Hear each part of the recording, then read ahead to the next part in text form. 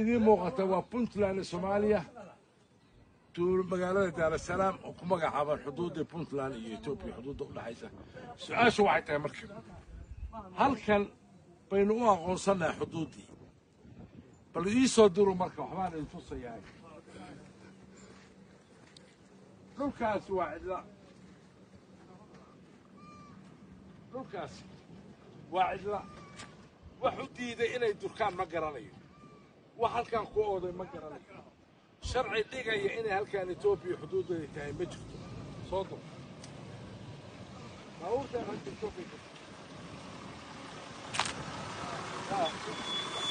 baabuurtaan halka etoobiya ka taadisma wardheer ma ka taad marka etoobiya maahan waa wardheer waa deeganka soomaalida waa deegaanka soomaalida ee ma ahan etoobiya halkan xuduuddii ba halkan daar es salaam waa xuduuddii soomaaliya xuduudda soomaaliya etoobiya say sheegayeen yaa ka dhigay yaa ka dhigay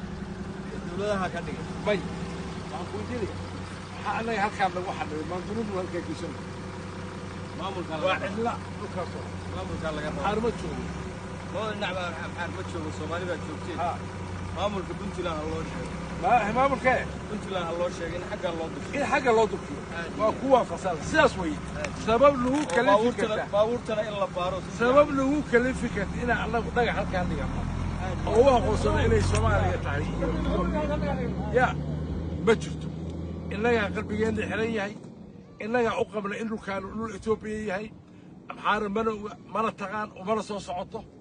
sharciyad ay ku qaadata male innaga soomaalideennii baa aaminsan